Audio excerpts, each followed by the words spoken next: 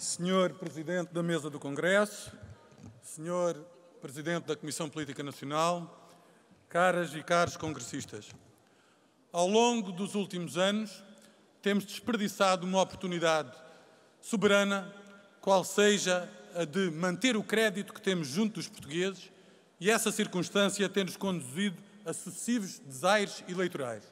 E, em particular, tem conduzido a uma hegemonia do PS, não apenas no plano do poder, mas no plano das ideias, com os custos económicos, sociais, a estagnação cultural que o país tem vindo a sofrer.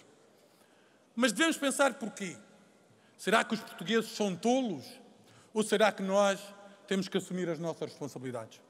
Nós não temos um bom governo. Nós não temos uma boa governação. Nem ao contrário do que alguns entre nós sugeriram, nós não temos a capacidade de dar resposta a isso. Individual e coletivamente, a responsabilidade é nossa. A responsabilidade é nossa porque nos temos revelados incapazes de responder às angústias dos jovens que querem ter um futuro em Portugal. Temos-nos revelado incapazes de responder à classe média que empobrece ano após ano e que não consegue oferecer aos seus filhos aquilo que os seus pais lhes entregaram. A responsabilidade é nossa porque não temos criado ideias de esperança àqueles que sofrem a angústia da estagnação das suas pensões ou da sua velhice. E este PSD, hoje liderado pelo Luís, mas poderia ser liderado pelo Jorge ou por outro qualquer, tem que compreender que aquela ideia arrogante que cultivamos ao longo de anos, a ideia que uma aura messiânica se depunha por sobre cada um de nós, que em determinado momento, no momento de luta, conseguisse ser o último a ficar de pé, depois de todas as guerras fratricidas do partido, esse tempo acabou. Essa é uma ideia errada e essa é uma ideia que nós não podemos perpetuar. Porque essa ideia, meus caros e queridos amigos, conduz-nos ao seguinte: o PSD permitiu e até incentivou, isto tem que ser dito, o nascimento de partidos que disputam eleitorados que tradicionalmente são os nossos. Nós perdemos a capacidade de falar aos portugueses, de ter uma linguagem clara, objetiva, um rumo com clareza e uma orientação firme. Nós hoje, cada um de nós, tem dificuldade de explicar a um militante ou a alguém que nós desejemos que seja militante qual é a razão para ser militante do PSD. Nós ouvimos o que defende o Chega e a Iniciativa Liberal. Reconhecemos no PS um partido estatista, mas de facto, em concreto, no que se distingue o PSD? Nós temos um país hoje que nivela por baixo.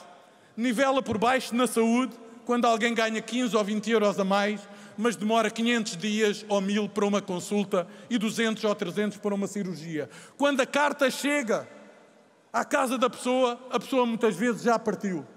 Nós hoje temos uma educação que não responde. No fim do segundo período, tínhamos 50 mil alunos a quem faltava ainda uma disciplina. Aquilo que o PSD hoje tem que defender é mais crescimento económico, mais capacidade de gerar riqueza para suportar o nosso Estado social. Mas é também, pensem bem, a ideia da corrosão da igualdade de oportunidades.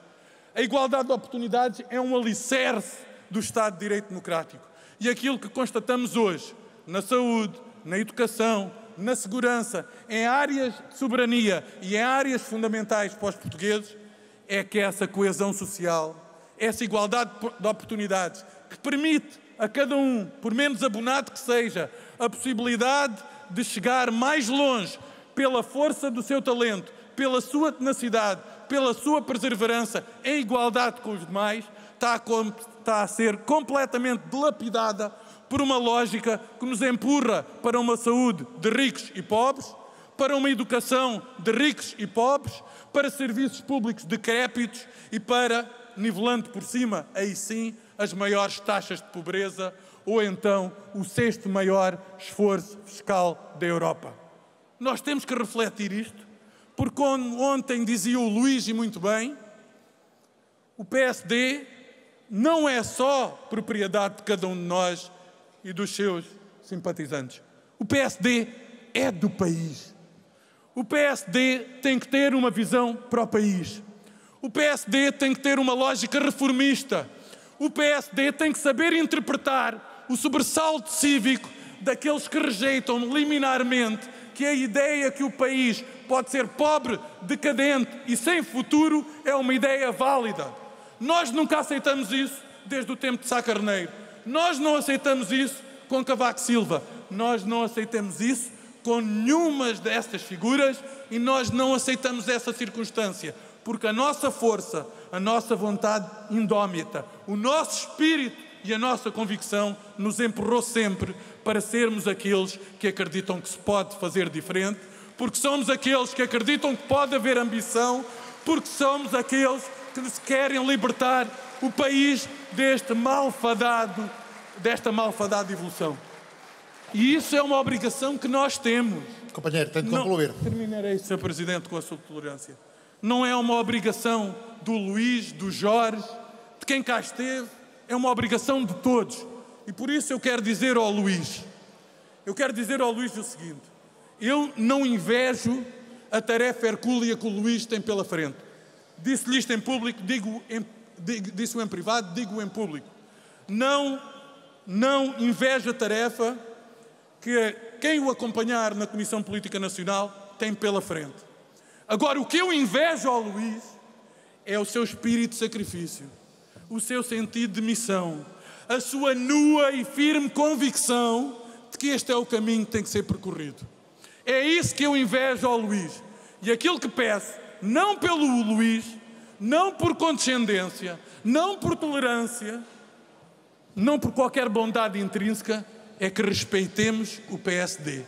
E respeitar o PSD significa, no domínio da ética e do tratamento entre nós, percebermos que a argamassa da política, a argamassa das ideias, é tão importante como a argamassa da solidariedade dentro de um partido político. Se não percebermos isto, não perceberemos nada. Viva o PSD, viva Portugal. Muito obrigado. Muito obrigado.